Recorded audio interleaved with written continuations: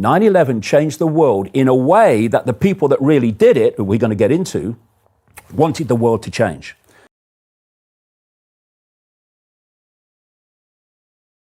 This process of transformation, as they called it, in other words, this regime change, would necessarily be a slow one, this is the quote, absent some catastrophic and catalyzing event like a new Pearl Harbor.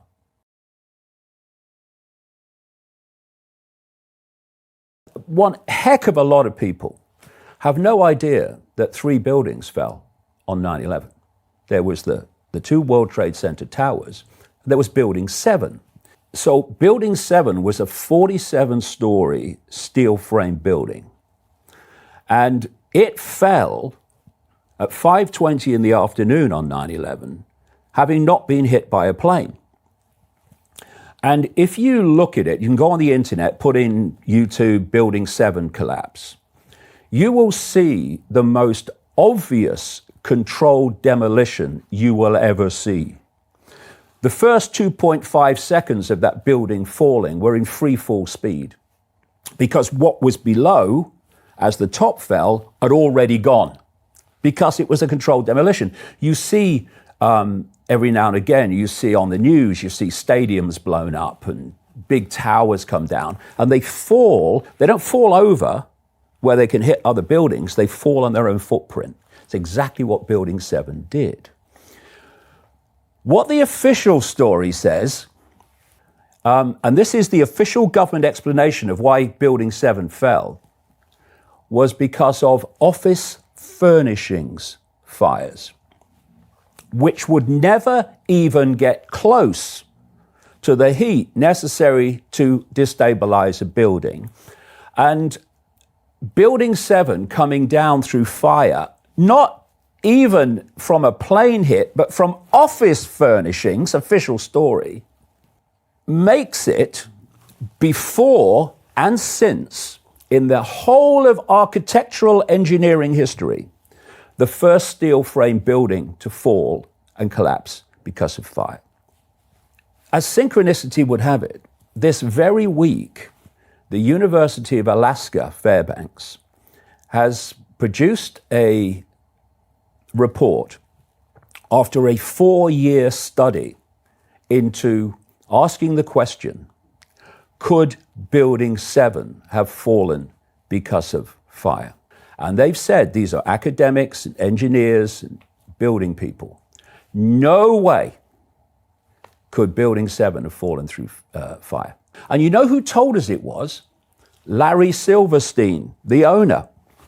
He made a big mistake. He was caught with his pants down here. He was interviewed on a PBS, public service broadcasting, and he was describing what happened that afternoon in regard to Building 7. He said, what happened, and I quote him word for word in the book, and you can see it on the internet, you see the clip. He said, what happened was the fire commander came to me and said that Building 7 was unstable. I remember getting a call from the fire department commander telling me that they were not sure they were going to be able to contain the fire. And I said, we've had such terrible loss of life. Maybe the smartest thing to do is pull it.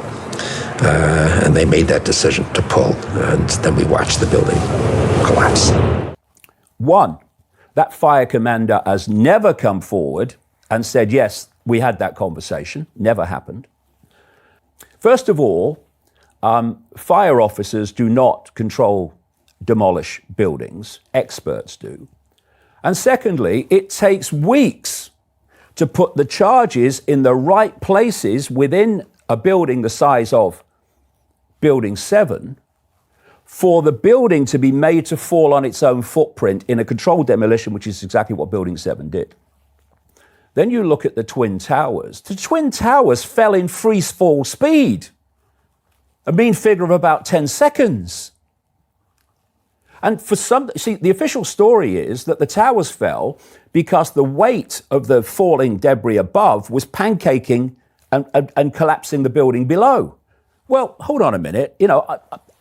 I didn't go to a good school, but I am able to work out that when something pancakes, there's resistance. So how did both towers fall in free fall speed? Because all the resistance below had gone before the debris above actually was able to strike it. But that's not a problem.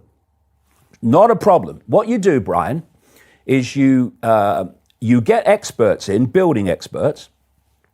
You get them to look through the steel and the rubble, and they'll tell you what brought the building down.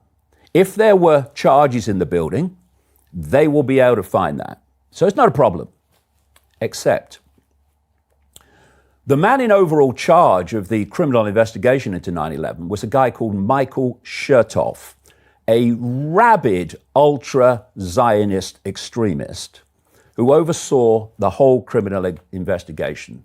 In the hierarchy underneath him, the decision was made to clear the World Trade Center site as fast as possible of the rubble and the steel in both the Twin Towers and Building 7 and take it to scrap yards in New Jersey and the New York area.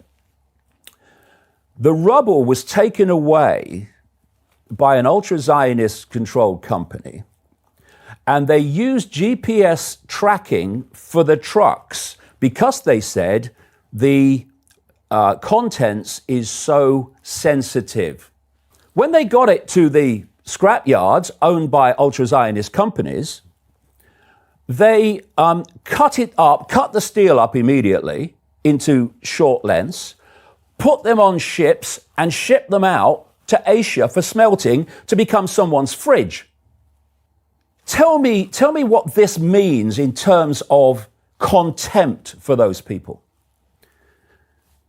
The engineers and people that were seeking to investigate how the towers came down, all three of them, were outraged that the evidence was taken away so fast, as it was, by the way, with the Oklahoma bombing. And this New York Times article describes how engineers and people investigating what happened on 9/11 to the buildings were waiting for the diggers to pull away, and they were running into the rubble and looking to see what they could find in terms of evidence that would be useful, and then they would run back off for another one coming down. If ever I have described total contempt for the victims both living with it and those who died on 9/11, then that scene is it.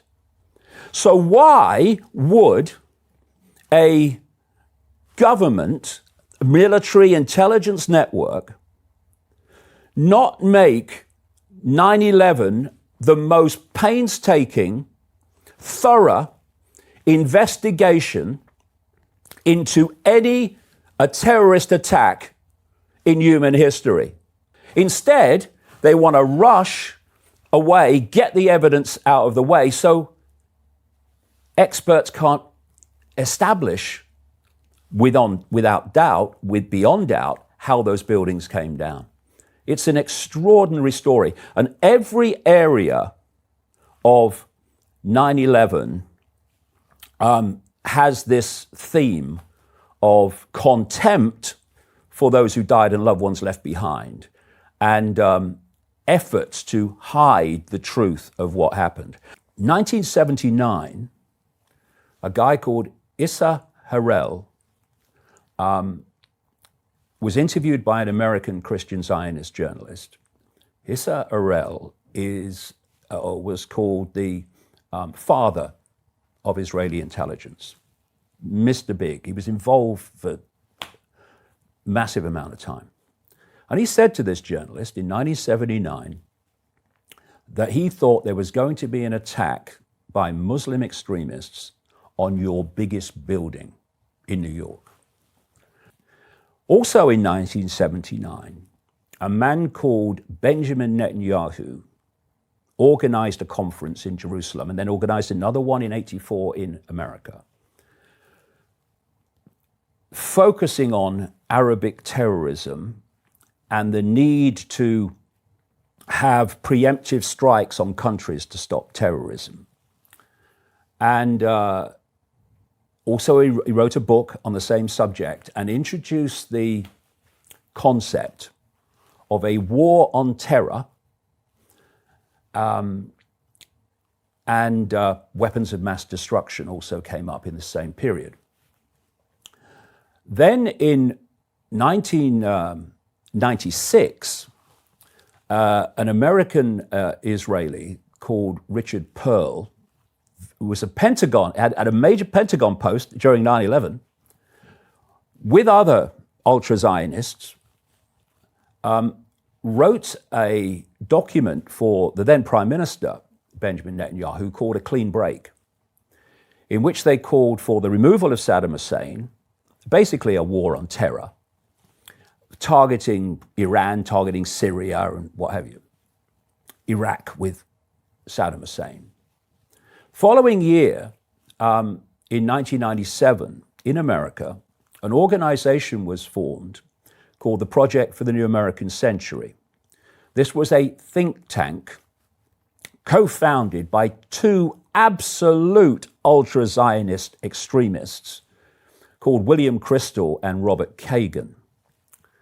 And in the Project for the New American Century in 1997, and leading up to 9/11, were Dick Cheney, who would become the de facto president at the time of 9/11 as vice president to the hapless George Bush, Donald Rumsfeld, who would be defense secretary at the time of 9/11, Dov Zakheim, who would be comptroller of the Pentagon, controlling the whole Pentagon budget, Richard Pearl, who wrote the Clean Break document, had a Pentagon post. And also in the Project for the New American Century was a man called John Bolton, who has been in the Bush administration until last night as National Security Advisor.